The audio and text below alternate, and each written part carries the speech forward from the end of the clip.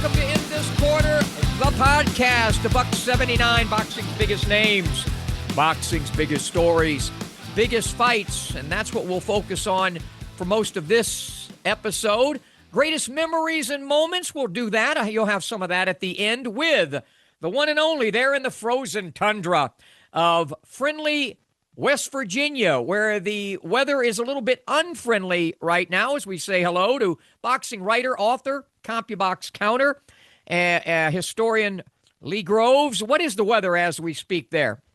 Well, it's about 15 degrees, and we had at least maybe 6-8 inches of snow on the ground. It's still snowing as we speak. Not exactly football weather, baseball weather, basketball, not any kind of weather that Zoom weather. It's Zoom weather, and that's what we're going to be doing. You know, we started this a few years ago with our breakdown shows, which has become one of our more popular segments, especially with fans who want to get our opinions and the others that we bring on. And we've made regular panelists of two of the gentlemen that'll join us a little bit later on. They are Tommy Yankello from the world-class boxing gym. And he's a trainer, a great trainer, and he's fantastic with all the work that he does with teaching the fine art of high-end pugilism. And a gentleman who has demonstrated in his career some high-end pugilism, enough to get him 2 world championships at a $140. Rougarou, Regis Prograis, will join us. But we'll start out with a brand new panelist from down under. My buddy, my good pal, Maydad Ronen will join us, and we won't talk much about Maydad right now. We'll just bring him on to do it, and all of us will be dissecting what's going to take place tonight in New York. Unbeaten Shakur Stevenson taking on once beaten Teofimo Lopez. And, you know, what's great about this fight is the fact that we have a fight, and they're both 28 years of age, so it's about that time. You got the once-beaten Teofimo, who burst onto the scene and beat Lomachenko, had the setback with Kambosos, and then we've seen ups, down, lefts, and rights from him. And Shakur Stevenson, who probably is one of the most talented tacticians in all of the fight game. With the exception of a few things that we'll talk about. They're both 28 years of age. Again, they match up almost totally identical in terms of their dimensions. So we've got a lot to talk about, and we'll get it all underway with Maydad Ronen. Before we even go to the break, though, we've always prided ourselves with doing these on what we called mega fights. Right. Is this a mega fight? Certainly for them it is. Yeah. They've really been building toward this moment ever since they turned pro. And, Stevenson's coming off a very impressive performance against Williams Zepeda, who I actually picked to beat Stevenson, but Stevenson rose to the moment.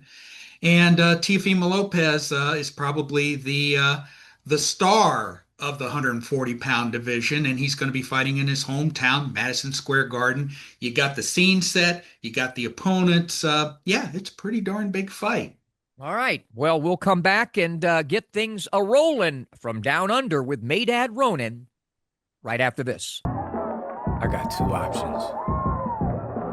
Option 1, I can accept defeat. Option 2, I can get up. I can get tougher. I can get faster. I can get stronger. And then I go get mine.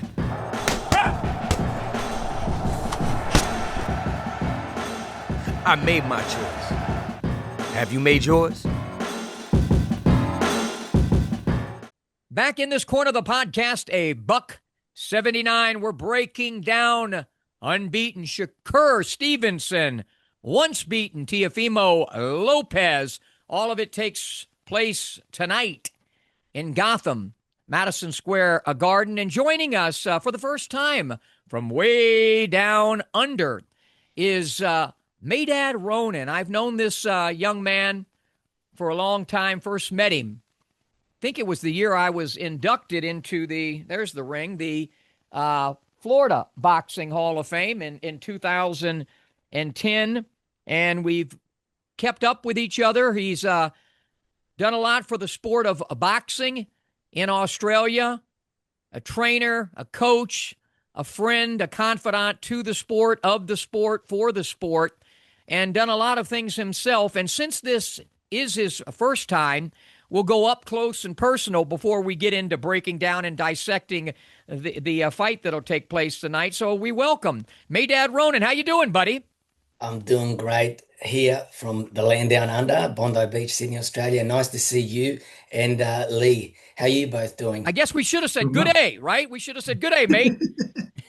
I want you to take us back, and I know you've had a long career being involved in the sport, but take us back to how the boxing bug bit Maydad Ronen. When did you get involved in the sport? Tell us about it.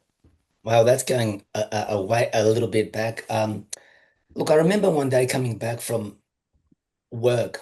I was serving my apprenticeship at the time, and Sports World was on. And my brother, my twin brother, yelled out to me and said, "Come in the lounge and take a look at this." And Macho Camacho just had his fight with Rosario. And I know you're really familiar with that moment because Camacho rang you straight after the fight. Yeah. But Camacho was talking about he was like a little ghetto kid rolling around the ghetto, knowing that he was skillful in that and wanted to be important. And they had footage of him fighting Howard Davis, Jose Luis Ramirez, and all the other guys that he fought. And he was just so elusive. And I looked at it and I just fell in love with the sport. And from that point onwards, I went and got a skipping rope. That eventuated with my brother buying me a boxing bag, a double-ended bag, a speed bag, and I started training. And before you know it, I joined a gym, a boxing club, and was trained by Charlie Smith, a very well-known Australian boxing teacher here in Australia, and was fortunate enough to go on and win a novice amateur bantamweight title, and just the love just grew from there. You were a hell of an athlete, too. You had some physical setbacks, but you were in gymnastics. I know you could break dance your ass off. I've seen videos of that. You were a heck of an athlete, and certainly that helped you, especially since you ended up boxing later on in life and winning these titles. But talk about your athleticism outside of boxing and how perhaps maybe it helped you in boxing. I think the greatest thing, all of us boys, my oldest brother, which played for Australia with soccer, and my twin brother Eldad, which was a great cyclist. We all inherited some of the genes from our dad, who was a national level cyclist, a national champion back in Israel. And I think all these, embodying all this, allowed me to take on different sports. When I gave up boxing, as you mentioned, a couple of health complications where I was diagnosed with an autoimmune disease, fibromyalgia, and chronic fatigue, I'd given up boxing and I missed sport so much. And the doctor said to me, if you want to get back into competitive sport, you're better off getting to a sport where you don't have to cut weight and it's not hard on your immune. And so I got involved in competitive aerobics because I liked the breakdancing and that.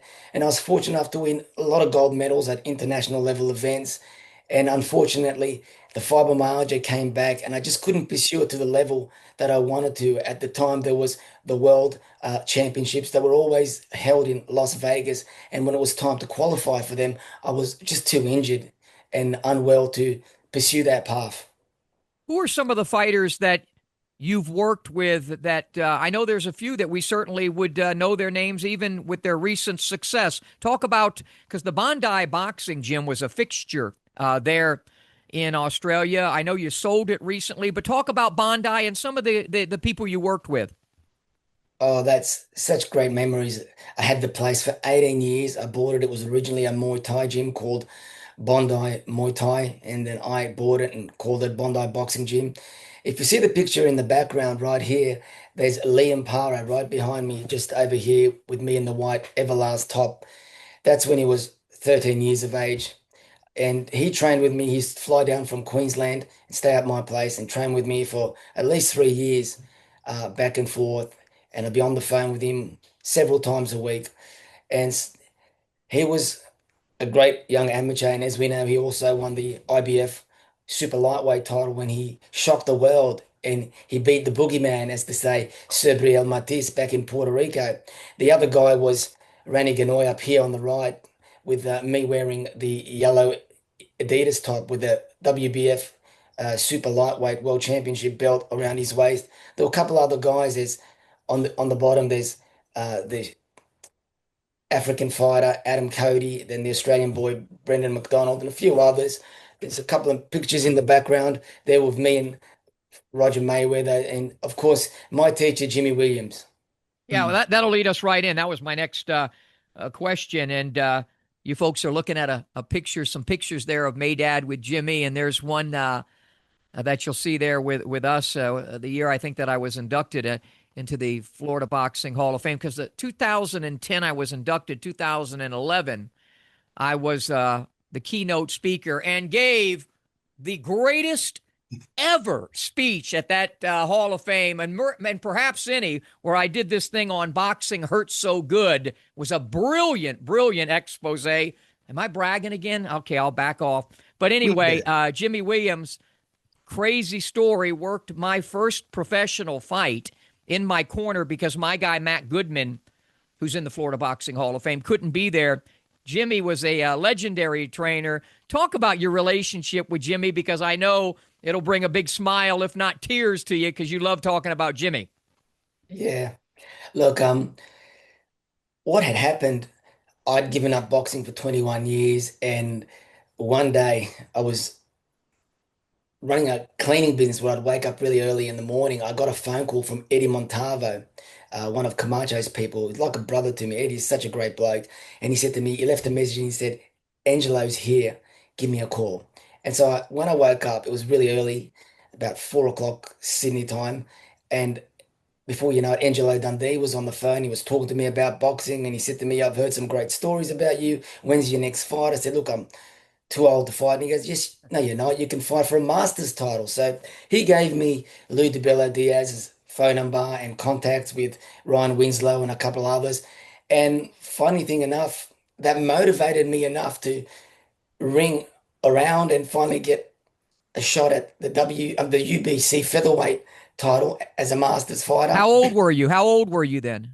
43 or 44, I think, at the time. And when I won that title, just about, I think it was 5 or 6 weeks just before I won that title, unfortunately, the great Angelo Dundee passed away. And I'd already booked my tickets to go over to visit Florida and say hello, regardless. Um, I won the fight on a points decision. I flew over there to give my respect and pay my respect to the Dundee family.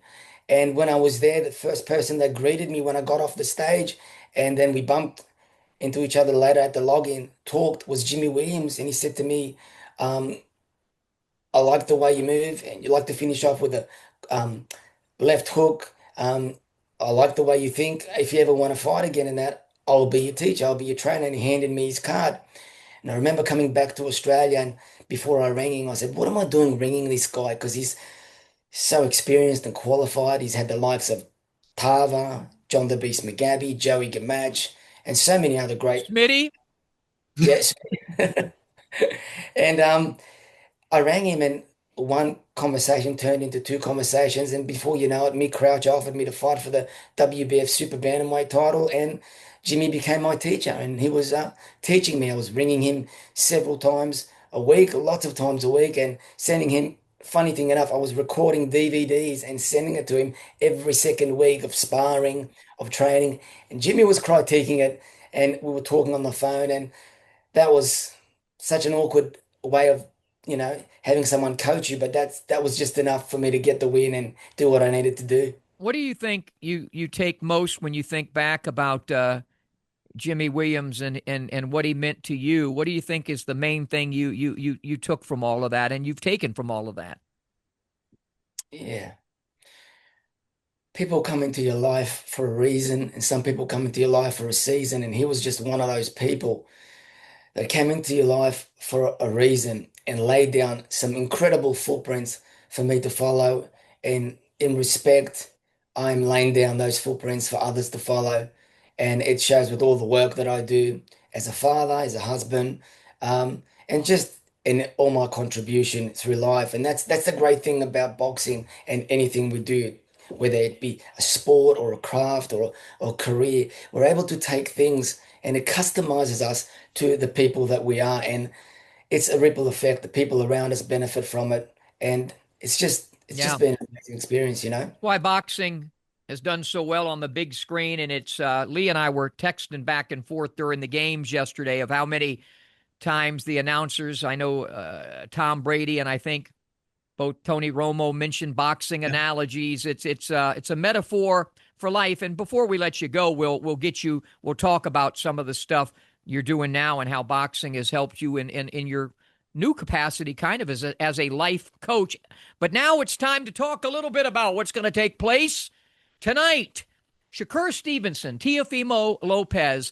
I'm not excited about the fight. I hate to say it. I am not excited. It's probably where I'm at in my life. I think they're both really good. None of them, for me, yet has shown what I would call greatness. They've had glimpses of it, but not total greatness. We'll see if one jumps out and does it. Perfect time to toss to Lee Groves, and you and Lee can break down the fight. Well, before we did this, you sent a very detailed and very lengthy breakdown of this fight. And in that breakdown, you examined Lopez's fights with Vasily Lomachenko, Sandor Martin, and Josh Taylor. Um, First, what assets does Teofimo Lopez have that will help him in this fight? Well, Lopez has so many great assets, and his record speaks for itself.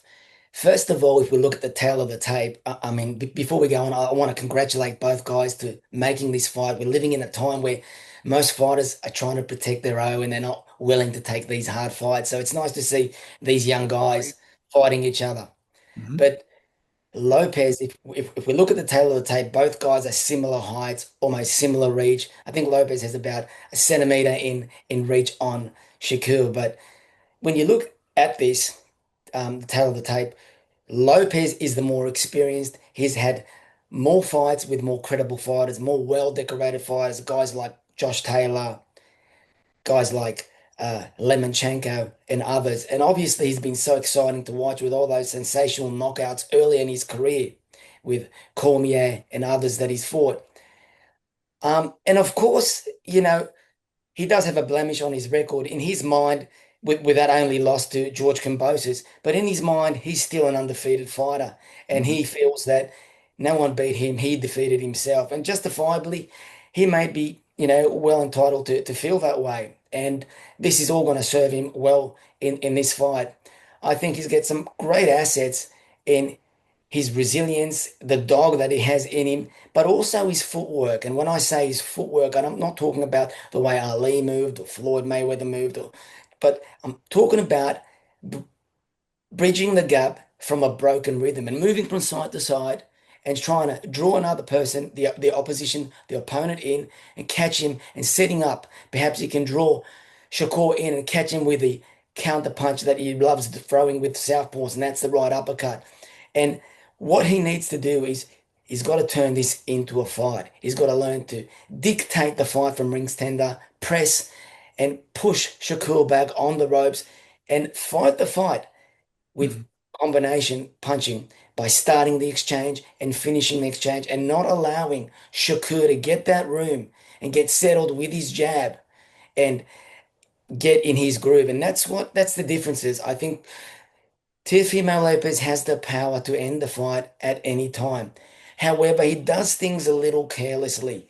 He does that sometimes by trying to bridge the gap without his jab, and he has his hands down sometimes, and he gets caught.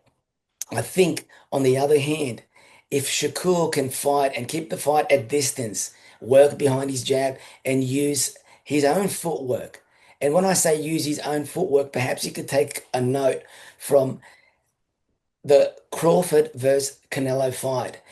Canelo, a bigger man, stronger, powerful, against the crafty Crawford, who was able to use his feet and create room, step to the side, step back, bring him in, catch him with a punch, move off to the side, get off with a few combinations and get back behind his jab and frustrate the stronger Canelo as Shakur would with Lopez. On the other hand, I also noted that Shakur could take a note from Pernell Whitaker when he fought Chavez. Now, by no means am I comparing this fight to Chavez and Whitaker. Mhm. However, if you look at the inside game when Pernell Whitaker, how he used his elbows, his forearms, and his shoulders to neutralize the inside fight against Chavez. And he won most of that inside fight and frustrated Chavez to spin out to the side, forcing Chavez to hit behind the back, to hit on the hips, to hit on the quads and all that, even low blows. And he did enough to win that fight, even though most of us feel that he was robbed and Pernell Whitaker really deserved to win that Yeah, I fight. was there ringside, and Sweet Pea definitely should have gotten the decision there. But continue. Mhm. There was moments in that fight, and you will see moments in this fight where Lopez will be forced to turn it into an ugly fight, forced to turn it into an inside fight, which will benefit him. And that's what he needs to do. And it would be foolish for Teofimo to try to box with Shakur Stevenson, yes? Look, I think Teofimo Lopez is a very skilled fighter by today's standards. He's got great skills, great movement. He's got a good eye for boxing. But I think if you look at both fighters, you'd have to go with the boxer, and that is Shakur. He seems to have that better ring IQ, that better visual. His eyesight for boxing is a great eye. His ability to anticipate, create, and just be so, as many people refer to him. Buddy McGirt said he's really smooth. The word smooth amounts to so many things in what he does and how comfortably he does them.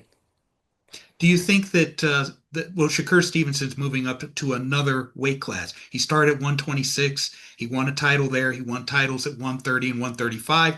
This is 140. Do you think that Shakur Stevenson has the strength to deal with a Teofimo Lopez, or is he so skilled that really strength doesn't come into the equation? Well, this is the debatable thing, and it depends on how the viewer's mind is geared up. Is strength everything? We look at Floyd versus Canelo. We look at Crawford versus Canelo. Much bigger man stepping up in weight, a good little man. Most people in boxing will say when the smaller man goes up to fight a good big man, the bigger man wins. But it was not necessarily the case. Crawford proved it right, and so did Floyd. And I think this fight has gives both fighters the chance to step up better than what they ever in the past. More for Shakur than Teofimo. And why I say that, I think this is the toughest fight that he's been in, and he's got so much more to show and so much more in him to give. I remember meeting Shakur back at Floyd Mayweather's gym many years ago when I visited, and I watched him spar. And I was there with Mike McCullum, Eddie Mustafa Muhammad, Jay Leon, and a few others. And when he came out of the ring, we stood there and talked and asked him about what his goals were and that. And he said to turn pro and he would love to win a world title. And, he's just that kid that had that something special back then. And I do believe that that is what separates him. And the winner of this fight, and whether it's Lopez or Shakur, will definitely be ranked at the top five pound for pound list in boxing today. So who's the winner? Who's The going to win? winner. As I said, it's going to be a very interesting fight. Part of me is leaning towards Shakur Stevens, basically based upon his IQ. And I think he would have gained so much knowledge being in that Crawford camp and being able to absorb so much knowledge. His last fight, he looked much more impressive than Teofimo did against uh, Sado Martin and Barboza. But needing to say, not taking anything away from Lopez, anytime he is confronted with a fight that he really needs to step up, as we've seen with the Lomachenko fight and the Josh Taylor fight, he was able to step up and get the victory. However, Josh Taylor is not Shakur Stevens. Shakur has a great eye for boxing, and I think that's what's going to make the difference. All right, so it sounds like you like Shakur by, I would assume, decision. Neither one of these guys knocks anybody out, at least in recent times. I think Shakur has only 11 knockouts in his 24 wins. He's got like a 45% KO percentage. Teofimo a little bit better, 13 KOs, 59% KO percentage, but most of those were scored when he was at a lighter weight. Listen, before we let you go, Lee, we were talking about, because we're going to try, if we have time, to talk about that new organization, what the hell they're called, Zuffa Boxing, and Obitaya. You think Obitaya can be perhaps a great fighter because he's from Australia, isn't he, Obitaya? Yeah, it's not because he's from Australia. I just think he's the best guy going here, and Yeah. he's But yeah. how good do you think he can be? I think he could beat every guy in his division. I So think does he Lee. Yeah. And I think he can become, multiple world champion All with right. holding all the belts. But only time will tell, you know. Okay, so you sold Bondi Boxing, and now you're doing some other cool stuff. You were focused before on people hitting to the body and the head. Now you're focused on the mind, the head, the spirit. Tell the folks what we can look for from Maydad Ronen before we get you out of here. Well, I've always been interested in behavioral science. Jimmy Williams used to always say to me, the body's nothing but a tool. It's the mind that controls the body. And that relates to everything we do in life and how we step up each day. You know, there's a lot of talk about fighters having withdrawal symptoms when they give up boxing or people suffering from mental health. I think with today and COVID and everything that's going around, there's so much on people psychologically with work demands, financial demands, and the more we learn about behavioral science, be able to educate ourselves, the better we can be equipped for these challenges in life. And this is what I'm doing right now. I'm doing a lot of retreats. I do a couple of retreats. I do the footprints retreats, laying down your legacy. I do the lines inner raw retreats, and that's for men's mental health retreats, and a few other programs. I How also do run one. people keep up with what you're doing and be a part of it? What's the best way to find you? Well, they contact me on Facebook, Maydad Ronen, or on Instagram, Maydad Ronen, or simply can email me and or call me up. Okay, cool. And Maydad's worried about Smitty. He said that he thinks I'm one of the loneliest guys in the world, but it's actually a compliment he's paid to me because he thinks that my sagation, perspication, and sapience, when it comes to the sweet science, is at a level that I'm all alone out there with only a few people. But I got a good few people around me like Lee Groves and Maydad Ronen. Good stuff. We'll make sure we get you back on. I don't know when the next mega fight will be, given we don't really have a schedule. When is the next big fight, Lee? Do we have anything booked? I haven't really looked at the schedule, but Benavidez and Zerto. yeah, that's a pretty interesting fight for Yeah, sure. two guys we've had on the show. All right. Maydad, thanks for joining us, and stay healthy there in Aussie land. Great to see you, Lee, and Smitty, and looking forward to catching up with you in person next time I'm in the States. All right, we'll All take right. a break, come back. Tommy Yankello joins us from the world-class boxing gym, Rougarou. Regis Prograis a little bit later on. We'll be back. I got two options. Option one, I can accept defeat. Option two, I can get up. I can get tougher. I can get faster. I can get stronger. And then I go get mine.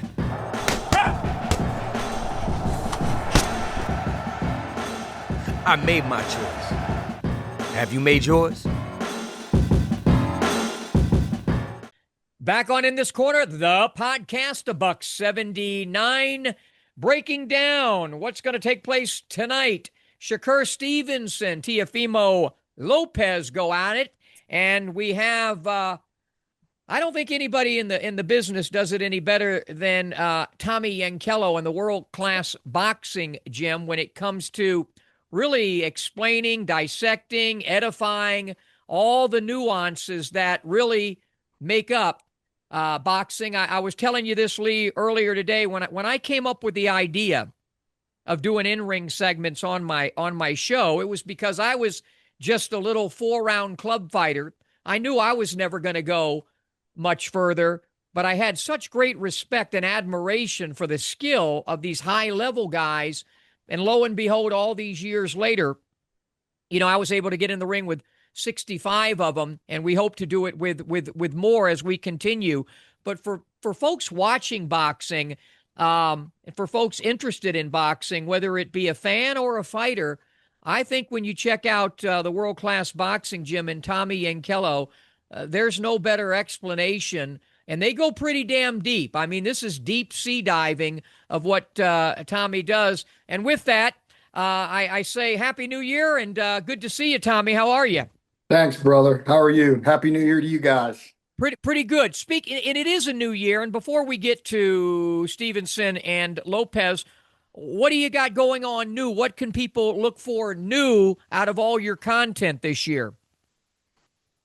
I'm going to be coming out with a real extensive tutorials on the greatest punch in boxing, the jab. Be doing that this year, and I'm going to be doing some things that people can do in training, working on partner drills, and really teaching people how to work the mitts as well. I'm probably going to come out with a mitt work tutorial, extensive, but the jab one is the one I'm working on right now.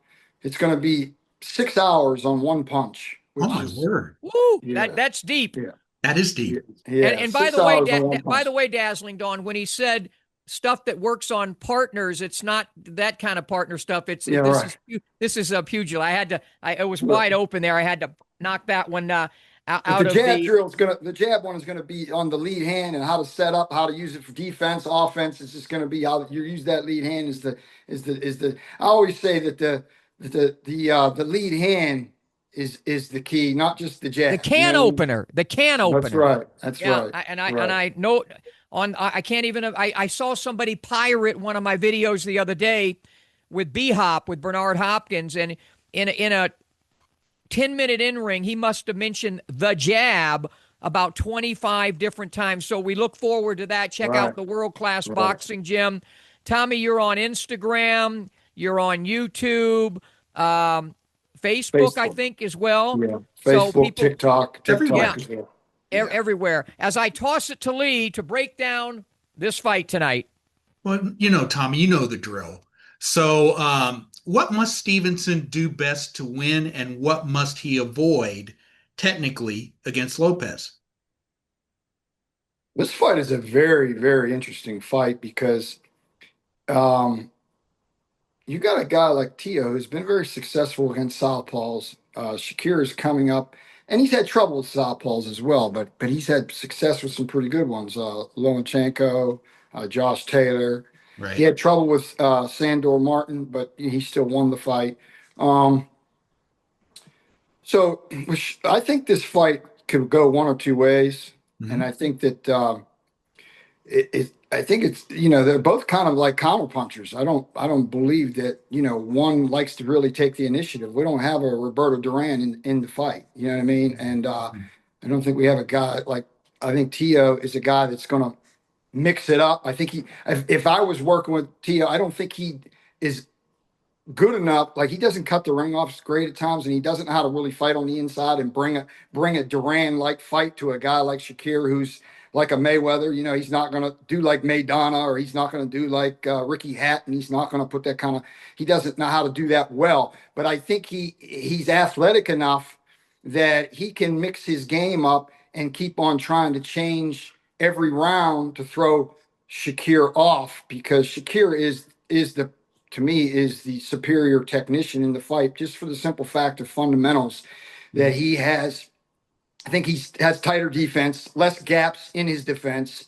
And I think he throws the shorter, sharper, better technical punches. But Teo is a heck of an athlete. Have you ever seen him jump rope? And he's got fast, he got speed. I think the fight could go one or two ways, but I think it could be early on where Teo, being as athletic as he is, could give Shakur a lot of problems. It could be similar to what we've seen when Floyd Mayweather fought Zab Judah. Zab Judah was very fast and athletic, and he was the southpaw in the fight, which I'm talking about vice versa. I'm talking about Teo being the right hand, and Mayweather being the southpaw in this fight. In other words, Shakir is more like the Mayweather, Yeah. and Zab and Tio is more like the Zab Judah, where I feel like that he's got that speed, and he's got that athleticism that could bother Shakir early, and but I think that he's shown in a lot of fights he's inconsistent. He has mental lapses in the fights. Some of his performances have been subpar, like against Kambosos. So I think that Shakir is the more stable, the more mind strong fighter. With the little bit higher ring IQ. But again, he has never fought a guy the caliber of Tio, and Tio is the more experienced guy in bigger fights, in my opinion. So to answer the question, I just feel like if I was working with Tio, that he would have to. I don't think he's a good enough pressure fighter to always put the pressure on. I don't think he's a good enough boxer to really outbox Shakir for 12 rounds. So my thing is, if I'm working with him, I'm going to try to give him to do a little bit of different looks every round, because every round that they go back to the corner and Shakir has to make an adjustment, you come out with a different look. So you make an adjustment because he's being aggressive. Now Tio uses athleticism and goes back out to the outside the box. And I think what can happen in this fight, if that happens, I think Shakir can do what Mayweather did, believe it or not. He's the guy when Mayweather, if you've seen, remember in that fight, he started trying to just box at Judah. And that was really giving him trouble because of the athleticism and speed of Judah. But what happened in the later rounds, Floyd was actually, instead of being the boxer, he became the hunter in that fight. And he started to put the pressure and break down the mental aspect of Zab Judah is the same way. He's always had, he was a very, very good fighter. He won world titles, but you've seen that in big fights, he would have some mental lapses. And even in his career, he was kind of up and down at times. And I think that's the same kind of trait that, Tio has somewhat. And I think that, Shakir could make that adjustment where he starts putting the pressure on Tio, because he's the better technical fighter. He throws better, shorter shots. His defense is better. So what do you do with an athletic guy that has speed and he's awkward at times and don't know where he's going to? You close the distance. Now that awkwardness and athleticism goes away. That's where the true art of boxing is inside fighting. Yeah. That's why Sugar Ray Leonard was so great, because he could do it both. That's why Roberto Duran was so great, because he could do it both. Those guys could fight in any range, any kind of play, and that's why they made adjustments. Like Sugar Ray Leonard started against Thomas Hearn as the boxer. He knew he had to go to the inside to cut that distance, and he had the capability of doing it. I totally agree with you about Tio being more of an athlete than a great fighter. We're chatting with Tommy Yankello from the world-class boxing gym here. Lee, I know you got a couple of more quick questions. Well, this is Shakur's fourth weight class. He fought at 126, 130, 135. Now he's going up to 140. He's going up against a guy who was arguably at his best at 135. He was a big puncher then. Now Tio's a different fighter at 140 pounds. Do you think that Shakur has the physical abilities to go up one more weight class and still shine? Definitely. I think skills pay the bills. I think he's one of the only guys really that I really admire, and other than Crawford, now being that he's retired. I think Shakir is the best technician in boxing. So I feel like that he, that skill level, skills pay the bills, and that skill will keep on stepping up in weight classes. I think that, and also, what is his age right now, Lee? 28. They're both 28. They're both 28. Okay, so he's coming into that manhood where I think that he is developing into that weight class probably naturally, because going up in a weight class more naturally, because when he fought at 26 as a smaller kid, he was a young kid coming out of Olympics 1920. So he got into pros early enough to win those weight classes. It's sort of like De La Hoya. When he came in, he was 19 years old. Right. He was able to go at 130 and go all the way up. Floyd was able to do the same thing because they got into the pros at such a young age. They were able to grow into each weight class naturally because they grew into their manhood more. So I think that's the same with Shakir. I don't think Shakir is going to stop at 140. I think you could see him go to 47, 54 as well. 60 probably might be a stretch, but I think so, because I think that he's the Floyd Mayweather, in my opinion, as far as a technician in this era. And what did Floyd do? He went from 130 to a bogus 154 because he made the Yeah. guy that was the champion fight him at 152 catch weight, which I won't forget. Everybody else will, but I won't. So I don't really consider him winning the 154-pound title. But he started at 30, went to 54. Shakir should at least be able to go this weight class and one more, maybe 54 as well. But I think he can do it. I think he's one of the, and that will be something that would be historic because I don't think there's been too many featherweights except for Pacquiao to come through that to go to 54 and win a world title. I think that's something that is probably one of his goals to be able to achieve his greatness. And if he went to 160, then that would really be like some Terrence Astonishing. Crawford kind of stuff. But I think he can. I think he can. I think that he's and it's pretty amazing that he can do it, but it's because, again, the skills. Mayweather wasn't a big puncher, and he went up in all those weight classes. And Shakir's not the biggest puncher, but he's a sharp puncher, and you can't. Yeah. It's those kind of guys.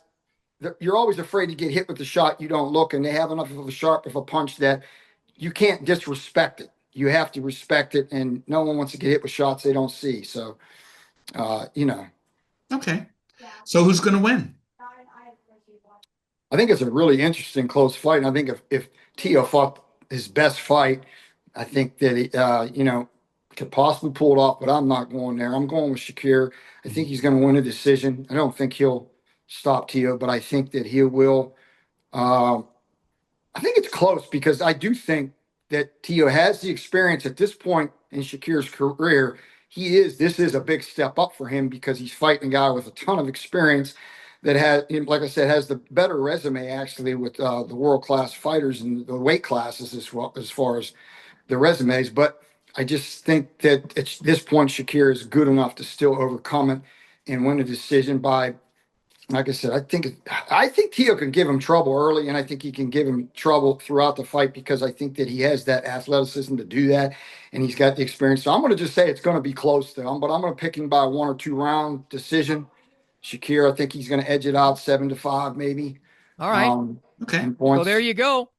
Tommy Yankello from the World Class Boxing Gym. Please check out all of his content. And if you're a young fighter out there or an old fighter who's trying to improve your skills or you want, one more shot and you're just there but not quite there, I really believe that Tommy Yankello is a guy that can really help you out. He can help the kid that's, an amateur all the way up to somebody who's been a world champion. And, maybe like our next guest, Regis Prograis could benefit that type of a situation from somebody who has that depth of knowledge. Tommy Yankello, the World Class Boxing Gym. Thanks for joining us. And he likes I got you. He likes Shakur by decision in a real tight fight.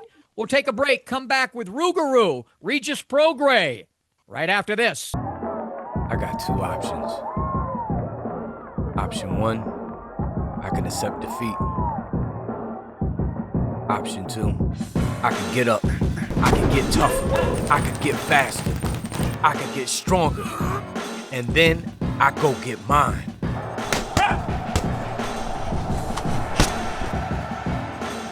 I made my choice. Have you made yours? Back in this corner, the podcast, a $179, with a gentleman who knows all about winning world titles. He's done it a couple of times at a $140. He is Rougarou, Regis Prograis, who joins us. He's got his seatbelt on. He's got his glasses on. What the heck are you doing right now? I know you're in Vegas. I'm on the West Coast. I was traveling. I went to Utah for a little while, for a few days, just to get away. That's all. But Utah is gorgeous, isn't it? Utah is beautiful. Utah is really nice. Yeah, I was in Utah for a little while. Hey, Yeah. before we get to Stevenson and Lopez, you got a lot of fans out there. Tell the folks what's going on with you right now. It's a brand new year. What are your goals? What are you doing? My goals, of course, my goal has been the same, to be a 3-time world champion. So, right now, I don't have any fight news yet. So I want to stay, I kind of want to stay in the gym, stay active, because if I do get a call, I want to be ready. I'm with Golden Boy now. I don't know what's going on with that. So I know it's kind of hectic over there. So If they say something, I want to be ready. So that's why I'm in Vegas. So I think what I want to do is kind of stay busy, get active, get a fight coming up. Hopefully I can get something, and then after that, maybe I can get a title shot after that. You know, So that's kind of what I'm doing. it's interesting. You're seeking that third world championship. You say you're with Golden Boy right now.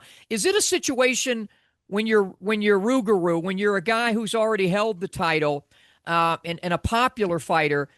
So you're with Golden Boy, but now you've got you've got, I don't want to name them all, but you got all these different opportunities. Is it a thing where you'll give somebody 6 months or a year to get you a title shot, and if not, you can bolt and try somebody else? Is it like freelance for you I at this? well, I don't know if it's like that. I mean, maybe I might have to do that. That's kind of a good idea that you're saying it. Hmm. Right now, yeah, I don't know if they're gonna be able to give me something. Yeah, I don't know because I don't think the titles are at Golden Boy right now. That's the thing. At 140, they all kind of spread out. I think somebody has it at Metro, somebody has it at PBC, and then Tio has one. So they all kind of spread around. But yeah, maybe that might be. So And hopefully they down can give me and something. down the street, you've got Zuffa Boxing here, in Las Vegas. I So heard about it. Yeah. yeah, a lot of Hmm. opportunities.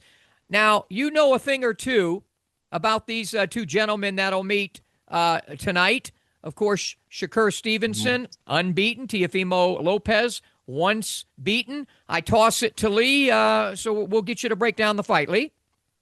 Well, the fight's taking place in your weight class, so I'm sure you've kept a sharp eye on these guys.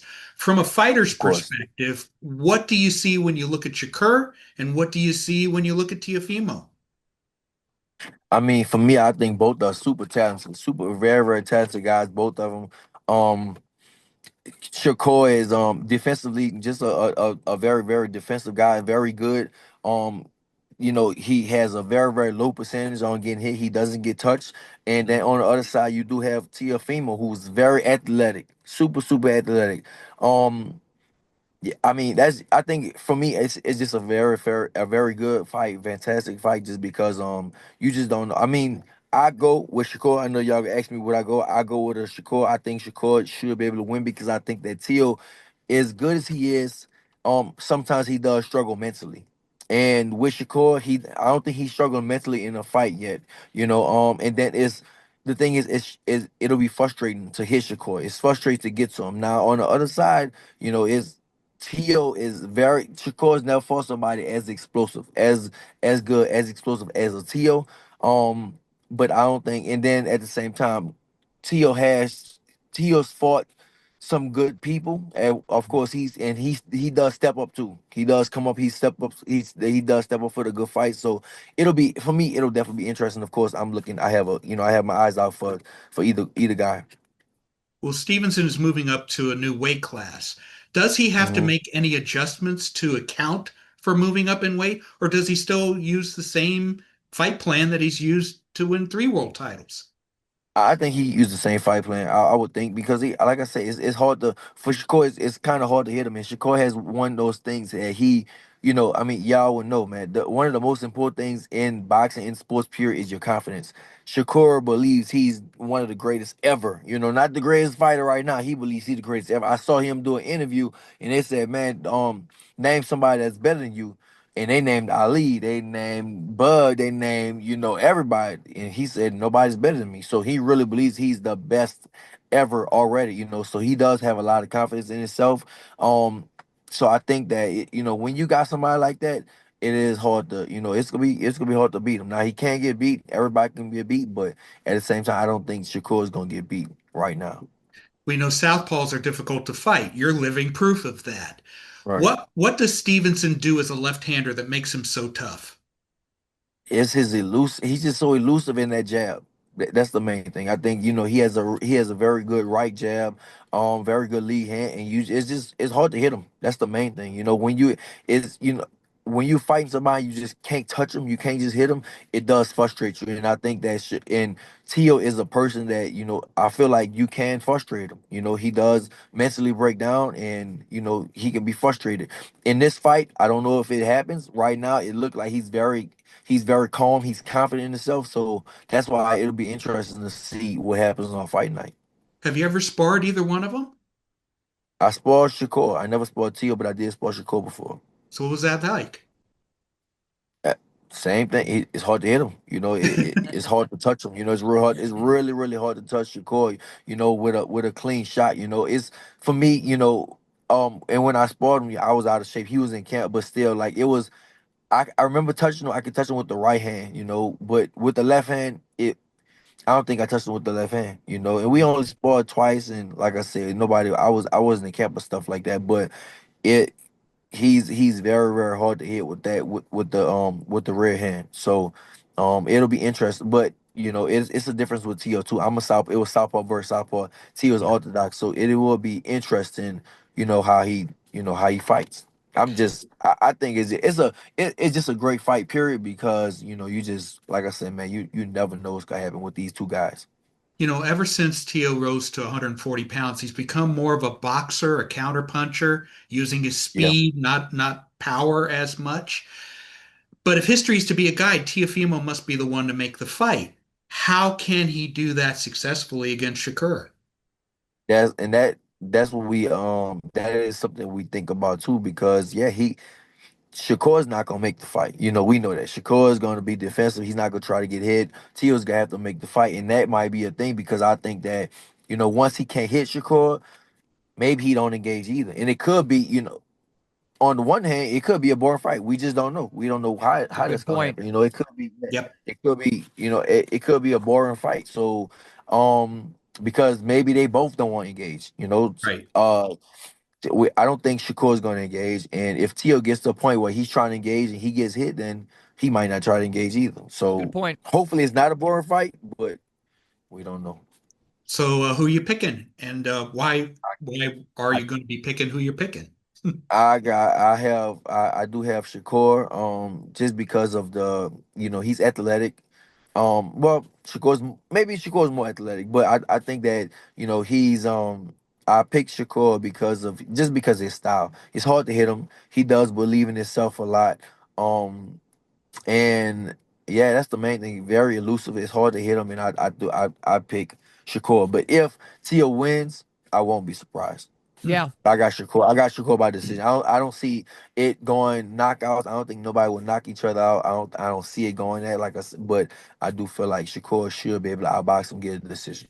All Yeah, right. this is why we have him on. Excellent Mhm. breakdown there by Regis Prograis.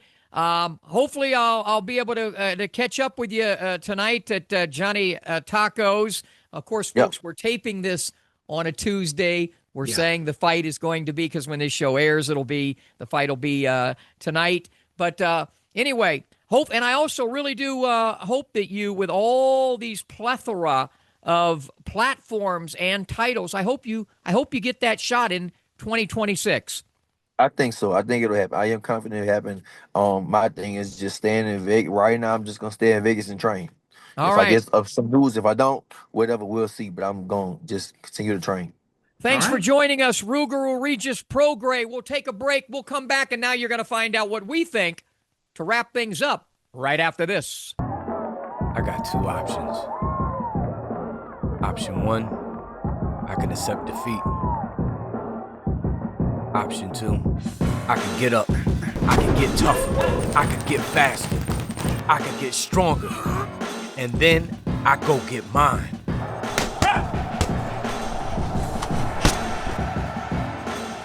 I made my choice. Have you made yours? You All right, recording? back, and we're going to wrap things up on In This Corner, the podcast final segment there. It's time for us to break it down. So I'll ask you, who's going to win and why? These guys have been circling each other for a number of years. I mean, they first ran into each other at the Junior Olympics tournament 10 or 15 years ago, and they both fought in the 2016 Olympics. Teo lost his opening bout. Shakur won the silver medal. And in many ways, both of them have been building toward this very fight. They're fighting on the most historic stage possible inside Madison Square Garden. And they're fighting not only for Teo's 140-pound title, they're fighting for the honor of being called a future Hall of Famer. Because if Stevenson wins, He wins his fourth divisional title against a Right. borderline pound for pound guy. And Yeah. if Teo wins, he'll have wins against Lomachenko, Josh Taylor, and Shakur Stevenson. So the stakes are really high here. Now, as for the fight, I see this as a high level chess match based on the way that they have fought lately. Teo's no longer the KO artist who did video game dances and called himself the takeover. He's become a stylist. But if he's going to win this fight, he's going to have to revert to the guy he was at 135 pounds. And, because it would be foolish for him to try and outbox Shakur Stevenson. Nobody's going to do that. The CompuBox stats indicate that Teo throws about 7 more total punches around than Stevenson does, 48 to 41. And in doing so, he must assert his strength and his power advantage. He's got to cut off the ring, and he's got to blast away until he can't blast anymore. And as for Shakur, he must continue to be himself. Box, box, and box some more. He showed against Zepeda that he can handle a guy who presses him hard, so he knows how to do it if Teo tries to do that. Shakur must take advantage of every opening that's presented to him by scoring sharply, cleanly, and with as much effect as possible. The stats show that Stevenson is 7% more accurate overall and 5% better in terms of power accuracy, so he's certainly capable of doing all that. If he scores in eye-catching fashion 3 times around, I think that Stevenson should pile up enough points to win a unanimous decision. Shakur on points. Yeah, and I'm not going to say a whole lot. You just did a great job of it. You kind of take on the odor. You smell like what you're around. And what I like about Shakur Stevenson is he's around a guy who has a pretty damn good scent when it comes to the sweet science, and that's Terrence Crawford. I think Crawford's the best fighter in the world today. Outside of him, I think Shakur might be he is the best boxer, pure boxer out there today. And the only way you're going to beat him up and get to him, and Regis, Tommy, Maydad all alluded to this, you got to get on the inside and rough him up. You know what? Teofimo doesn't do that.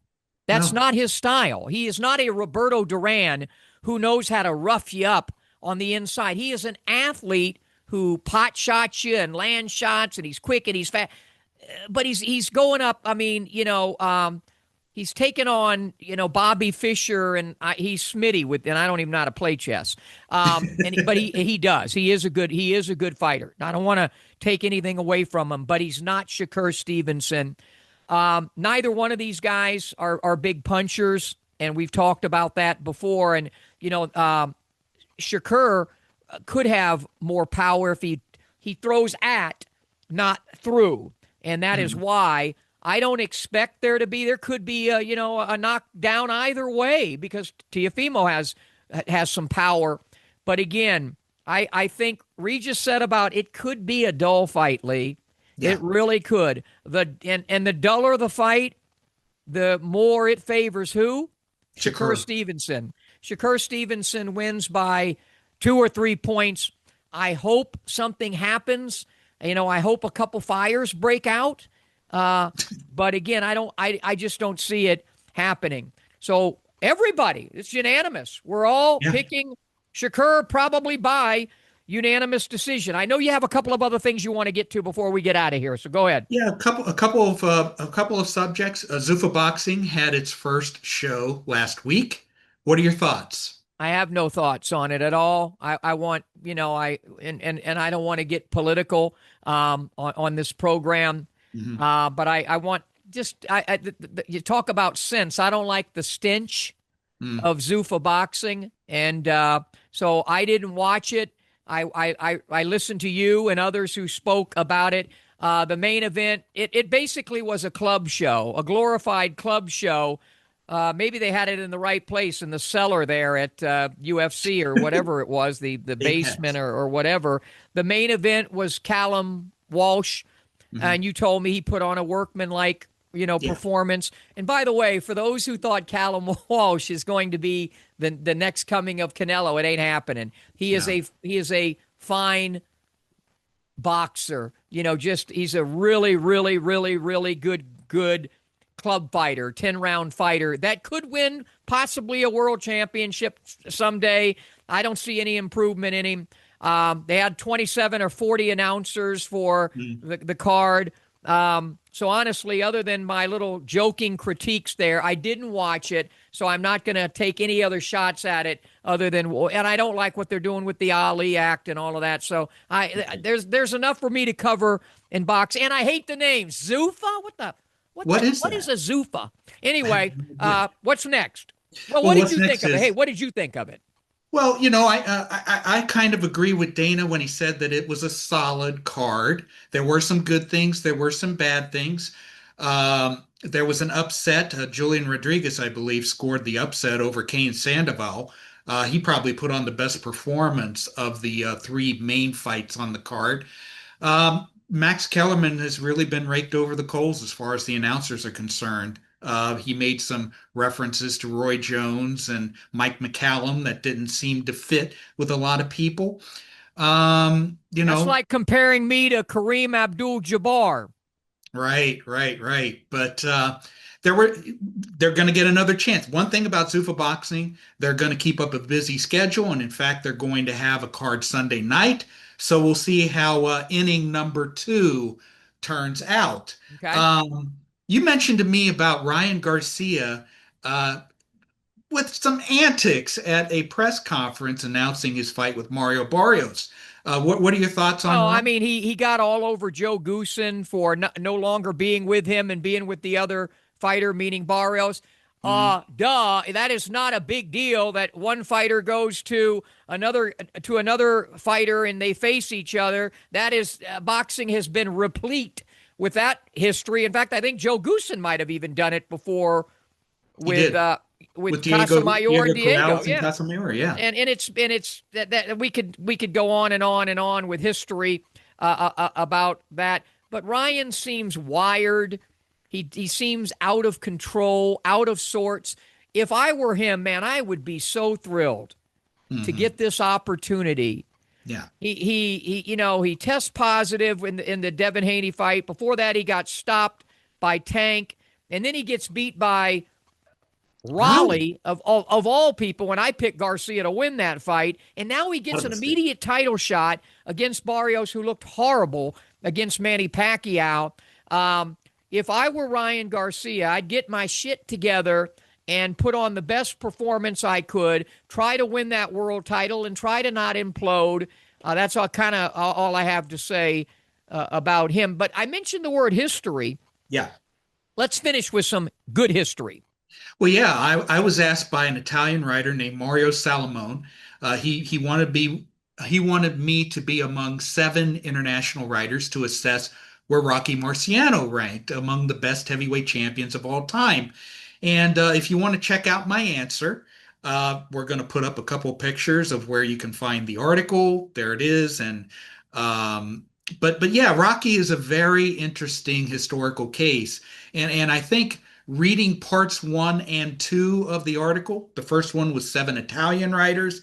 I think we pretty much reached a consensus all around. And to find that out, check it out. Okay. Well, you're not going to get off that easy. Tell us a little bit about where you had him. Well, I had him somewhere in the lower part of the top 10. There's the 49-0 record. There is his tremendous aggression and devotion and tenacity and power. But then an aura. Very much of an aura. He was a popular guy. He was well spoken. But then there's the negative side, and that is he did face some great fighters, but those great fighters were past their best. Joe Louis, Ezra Charles, Jersey Joe Walcott, Archie Moore. Yeah. And he was dropped by 2 of them. Yeah. So he won the fights. That's good on him. He is a legend. But if you put him in fantasy fights, especially against the later guys who are 6'5", 250 pounds, he's not going to fare very well. He would have been a great cruiserweight. Put him in fantasy fights at cruiserweight, and he'd do very well. Well, one thing he could do, and I hope we can put this picture up, this still of that knockout against Jersey Joe Walcott. I think that was with the Susie Q, as he called it. Yes. That right hand, if we can put that shot up. I don't think you'll see that kind of explosiveness tonight with Shakur Stevenson and Teofimo Lopez, but Stevenson, in my opinion, will remain unbeaten, and all of us felt that way. We want to thank Maydad Ronen, Tommy Yankello, Regis Prograis, and, of course, the one and only Lee Groves, who looks quite warm despite it being, what's the temperature again right now there? Well, it was below zero this morning. It's probably not going to get over 15, 20 degrees. Yeah. So stay warm. Enjoy the fights, everybody. So long.